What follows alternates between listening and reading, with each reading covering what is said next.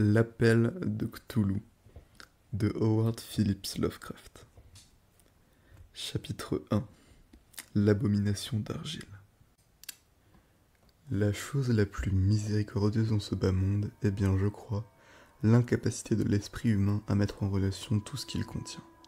Nous habitons un paisible îlot d'ignorance, cerné par de noirs océans d'infini, sur lesquels nous ne sommes pas appelés à voguer bien loin. Les sciences, chacune creusant laborieusement son propre sillon, nous ont jusqu'à présent épargnés.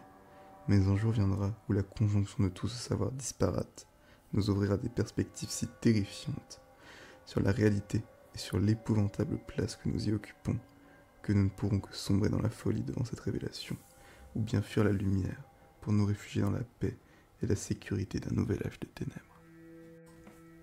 Les théosophes ont pressenti l'envergure grandiose et terrifiante du cycle cosmique au sein duquel notre monde et notre espèce ne sont rien de plus que d'éphémères incidents. Ils ont évoqué d'étranges rémanences, en des termes qui nous glaceraient le sang s'ils n'étaient dissimulés par le voile terne de leur optimisme. Mais ce n'est pas à eux que je dois la vision fugitive de ces éons interdits, qui me fait frissonner lorsque j'y pense et me rend fou quand j'en rêve. Cette vision, comme toutes les épouvantables aperçus de la vérité, a surgi de l'association fortuite d'éléments distincts. Dans ce cas, un ancien article de journal et les notes d'un universitaire défunt. J'espère que personne d'autre ne commettra jamais cette même association. Je sais avec certitude que tant que je vivrai, je ne me permettrai pas d'ajouter consciemment le moindre maillon à cette effroyable chaîne d'événements. Je pense que le professeur souhaitait comme moi taire ce qu'il avait appris, et qu'il avait détruit ses notes, et qu'il aurait détruit ses notes si la mort ne l'avait aussi brusquement emporté.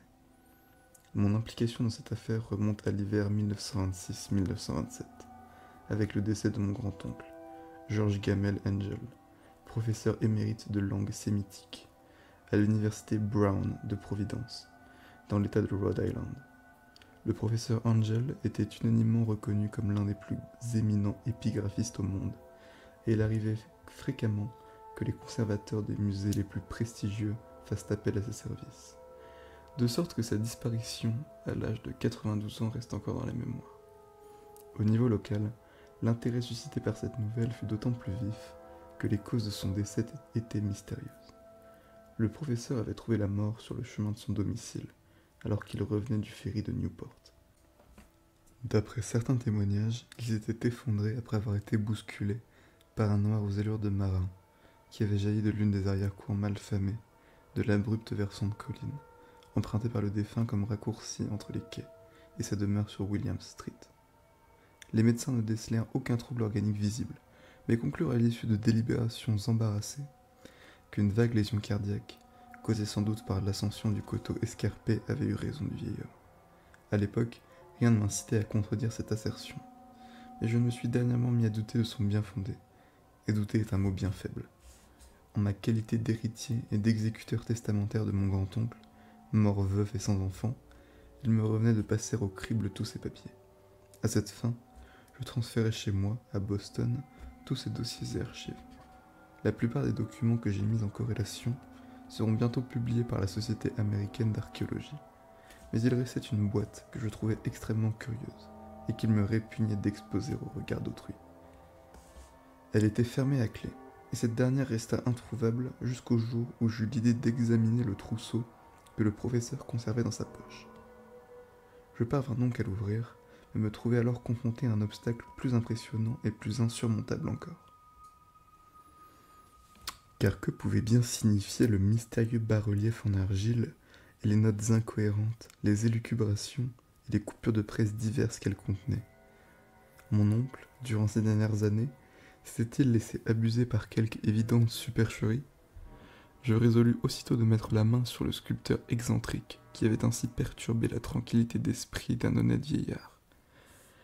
Le bas-relief, un rectangle grossier épais de moins de 3 cm pour une surface d'environ 12 cm sur 15, était manifestement de facture récente.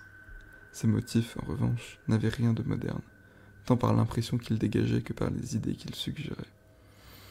Car si le futurisme et le cubisme offrent souvent une délirante profusion de fantaisie, ils reproduisent rarement la régularité cryptique qui se tapit dans les écritures préhistoriques.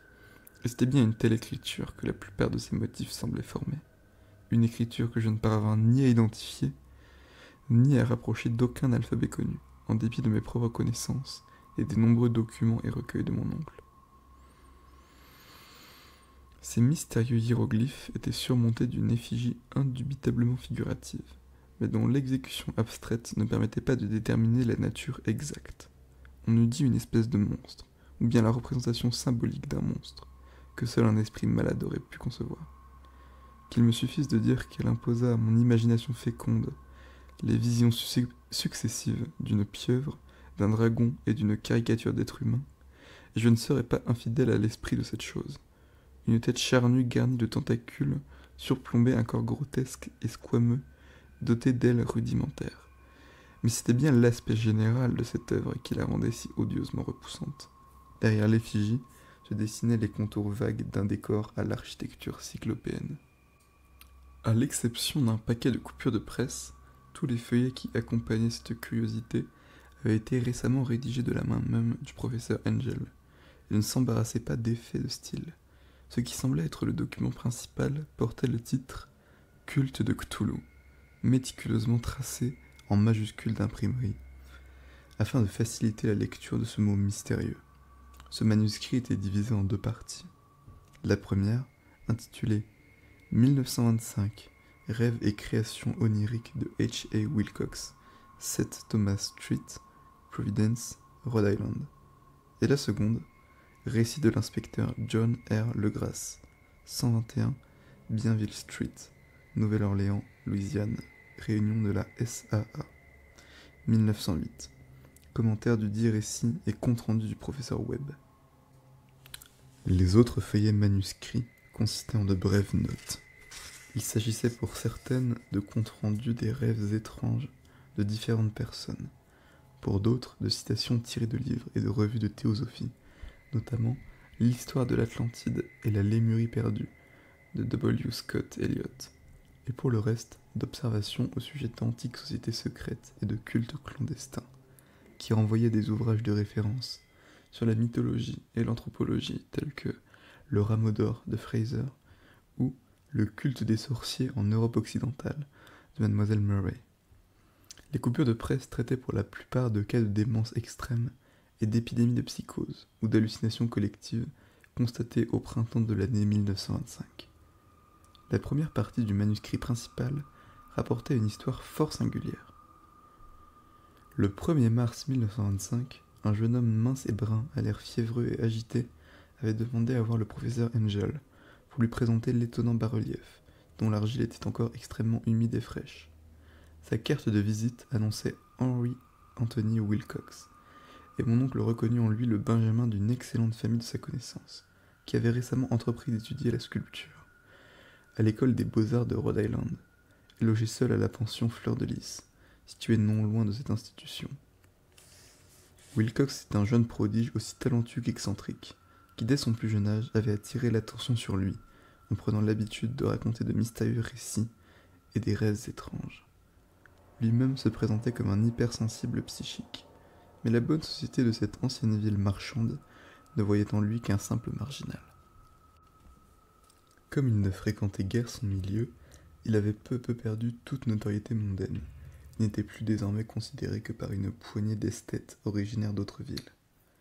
Même le club des arts de Providence, soucieux de préserver sa réputation, avait jugé son cas irrécupérable. Le jour de sa visite, poursuivait le manuscrit du professeur, le sculpteur avait abruptement sollicité les connaissances archéologiques de son hôte, en lui demandant d'identifier les hiéroglyphes du bas-relief. Son ton à la fois nonchalant et emprunté lui valut l'antipathie de mon oncle, qui lui répondit sèchement que l'évidente fraîcheur de la tablette l'apparentait à tout sauf à l'archéologie. La réplique du jeune Wilcox, qui impressionna suffisamment mon oncle pour qu'il se la rappelle et la recopie mot pour mot, possédait cette fabuleuse charge poétique qui caractérisait son discours, et dont je devais trouver de nombreux exemples par la suite. Il déclara « Elle est neuve en effet, car je l'ai réalisée la nuit dernière, lorsque j'ai rêvé d'étranges cités, et les rêves sont plus anciens que la sinistre Tyr, ou que le sphinx contemplatif, ou que Babylone aux 1000 jardins.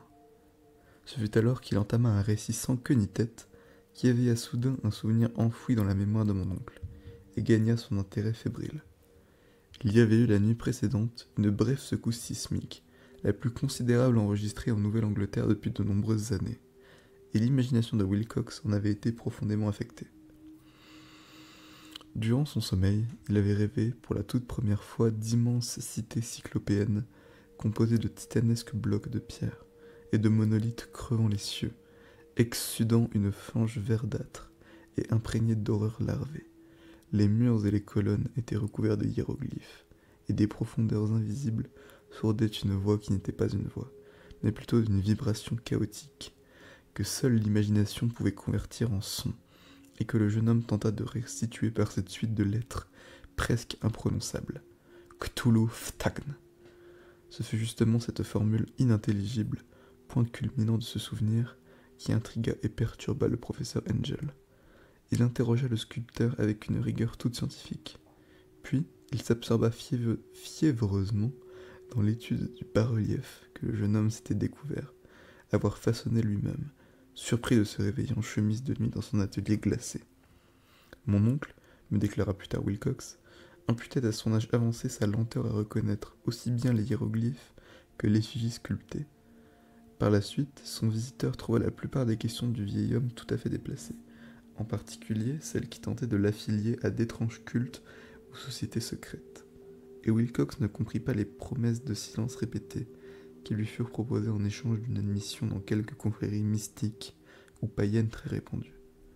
Lorsque le professeur Angel fut convaincu que le sculpteur ignorait tout des sectes ou des sciences occultes en général, il implora le jeune homme de venir lui rapporter ses prochains rêves.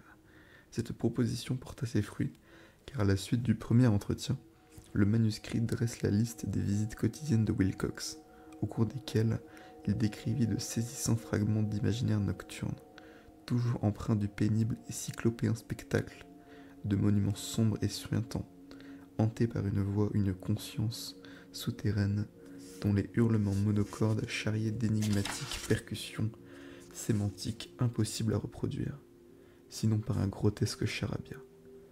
Les deux sonorités les plus fréquemment répétées étaient celles transcrites au mieux par les lettres Cthulhu et Herlihy. Le 23 mars, disait le manuscrit, Wilcox manqua à l'appel. Les renseignements glanés à son domicile révélèrent qu'il avait été frappé par une mystérieuse fièvre et transporté dans la demeure familiale sur Waterman Street. Il avait poussé un hurlement en pleine nuit, réveillant plusieurs artistes de la pension, et avait ensuite alterné entre épisodes d'inconscience et de délire. Mon oncle s'empressa de téléphoner à la famille et, ayant appris que le docteur Toby s'occupait du malade, rendit dès lors de fréquentes visites au cabinet du médecin sur Thayer Street afin de s'enquérir de l'état de son patient. Des visions étranges semblaient obséder l'esprit enfiévré du jeune homme, et le praticien ne put les évoquer sans frissonner. Outre la répétition des scènes précédemment vues en rêve, elles insistaient furieusement sur une créature gigantesque, haute de plusieurs kilomètres, à la démarche lourde et traînante. Il ne décrivait jamais précisément cette chose, mais devant la récurrence frénétique de certains thèmes que lui rapporta le docteur Toby, le professeur fut persuadé qu'il devait s'agir de la monstruosité sans nom que l'artiste avait tenté de sculpter en rêve. Chaque allusion à cette chose, ajoutait le docteur, annonçait invariablement chez son patient une nouvelle rechute léthargique. Sa température, curieusement, n'était guère supérieure à la normale. Cependant, son état général suggérait une véritable fièvre, plutôt qu'un trouble mental. Le 2 avril, aux alentours de 15 heures, tous les symptômes du mal de Wilcox se dissipèrent brusquement. Le jeune homme s'assit dans son lit, stupéfait de se retrouver chez ses parents, et sans le moindre souvenir des événements réels ou rêvés qui s'étaient déroulés depuis la nuit du 22 mars. Déclaré bien portant par son médecin, il réintégra son domicile 3 jours plus tard, mais ne présenta bientôt plus aucun intérêt pour le professeur Angel. Son rétablissement marqua la fin de ses visions étranges, et mon oncle cessa de consigner ses impressions nocturnes, après une semaine d'insignifiants et futiles comptes rendus de rêves on ne peut plus communs. Ici s'achevait la première partie du manuscrit, mais les nombreuses références aux notes qui l'accompagnaient me donnèrent ample matière à réflexion, à tel point, dois-je l'avouer, que seul le scepticisme invétéré qui me tenait lieu de philosophie peut expliquer ma méfiance persistante envers l'artiste. Les notes en question décrivaient les rêves de différentes personnes au cours de la période des mystérieuses épiphanies du jeune Wilcox. Mon oncle, semblait-il, avait rapidement mis sur pied un réseau d'informations prodigieusement vaste, auprès de presque tous ceux de ses amis qu'il pouvait interroger sans risquer de les offusquer. Il leur avait demandé de lui raconter leurs rêves, en précisant les dates de toute vision marquante survenue récemment. Ces requêtes avaient reçu des accueils variés, mais il avait à tout le moins dû obtenir plus de réponses qu'un homme ordinaire n'aurait pu en traiter sans l'aide d'un secrétaire. Il n'avait pas conservé les originaux des lettres de ses correspondants, mais ses notes en dressaient un résumé scrupuleux et parfaitement édifiant. Les personnalités du beau monde et les hommes d'affaires, le sel de la terre proverbial de la Nouvelle-Angleterre, n'avaient pas donné de résultats probants, à l'exception de quelques cas isolés de diffuses et pénibles impressions nocturnes, toujours survenues entre le 23 mars et le 2 avril, date de la phase délirante du jeune Wilcox. Les hommes de science n'avaient guère été plus affectés, hormis 4 cas dont les descriptions évasives suggéraient des visions fugitives de paysages fantastiques, accompagnées, pour l'un d'entre eux, d'une sensation de terreur liée à quelque chose d'anormal. Ce furent les artistes et les poètes qui donnaient les résultats les plus intéressants, et j'imagine sans mal le déchaînement de panique s'ils avaient été en mesure de comparer leurs réponses. À ce point de ma lecture, et en l'absence des courriers originaux, je suspectais à moitié le compilateur d'avoir orienté ces questions, ou bien d'avoir sélectionné dans ses lettres les seuls éléments corroborant les conclusions qu'il avait préalablement résolu de tirer. Voilà pourquoi je restais persuadé que Wilcox, ayant par je ne sais quel moyen pris connaissance des anciennes données recueillies par mon oncle, avait abusé de la crédulité du scientifique vieillissant. Les réponses données par ces esthètes rapportaient toutes le même récit troublant. Du 28 février au 2 avril, une grande proportion d'entre eux avaient fait l'expérience de rêves plus qu'étranges, qui avaient considérablement gagné en intensité lors de la phase délirante du sculpteur. Parmi ces rêveurs, plus d'un quart évoquaient des scènes et des vibrations sonores, proches de celles décrites par Wilcox, et certains avouaient même avoir ressenti une terreur extrême face à cette créature colossale et sans nom qui leur était apparue au cours des dernières visions. L'une des notes mettait l'accent sur un cas particulièrement triste. Le sujet, un architecte de renom passionné de théosophie et d'occultisme, avait sombré dans une violente démence, le jour même de la crise du jeune Wilcox, et avait rendu l'âme quelques mois plus tard, après d'incessants appels à l'aide, pour qu'on le sauve d'un démon échappé des enfers. Si mon oncle avait référencé ces différents témoignages, sous les noms de leurs auteurs plutôt que par des nombres, j'aurais été en mesure de vérifier leur authenticité au moyen d'une enquête personnelle. Mais de fait, rares furent ceux dont je parvins à retrouver la trace. Parmi ceux-là, cependant, tous confirmèrent les notes du professeur.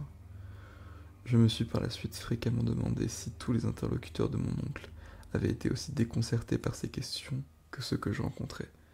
Il vaut mieux pour eux qu'ils restent dans l'ignorance. Les coupures de presse, comme je l'ai évoqué plus haut, concernaient des cas de panique, de hantise et d'aliénation ayant eu lieu à la même période. Le professeur Angel avait sans nul doute fait appel à une agence de dépêche, tant les extraits d'articles étaient nombreux et leurs sources disséminées aux 4 coins du globe. Là, il était question d'un suicide nocturne à Londres, où un dormeur solitaire s'était jeté par une fenêtre après avoir poussé un cri terrifiant. Ici, d'une lettre sans queue ni tête adressée au rédacteur en chef d'un journal sud-américain, dans laquelle un fanatique prédisait, à partir de ses visions, un avenir funeste à l'humanité. Une dépêche californienne relatait qu'une communauté de théosophes vêtus de robes blanches s'était rassemblée pour célébrer quelques glorieux accomplissements qui ne vinrent jamais, tandis que des entrefilets en provenance d'Inde mentionnaient à mots couverts une grande effervescence au sein des peuplades indigènes à la fin du mois de mars. Les orgies vaudous se multipliaient en Haïti, et certains avant-postes en Afrique faisaient état de sinistres rumeurs. Les officiers américains affectés aux Philippines furent confrontés au soulèvement de certaines tribus, tandis qu'un groupe de policiers new-yorkais se faisait agresser par une foule de Levantins dans la nuit du 22 au 23 mars.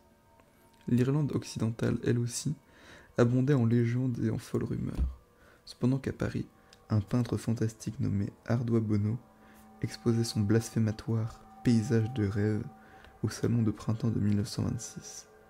Quant aux troubles constatés dans les asiles d'aliénés, leur nombre était tel que seul un miracle avait pu empêcher le corps médical d'en constater les étranges similitudes et d'en tirer d'affolantes conclusions. C'était une bien étrange collection d'articles en somme, et je m'étonne aujourd'hui du rationalisme implacable avec lequel je choisis de l'ignorer. Mais j'étais alors convaincu que le jeune Wilcox avait eu connaissance des éléments plus anciens cités par le professeur.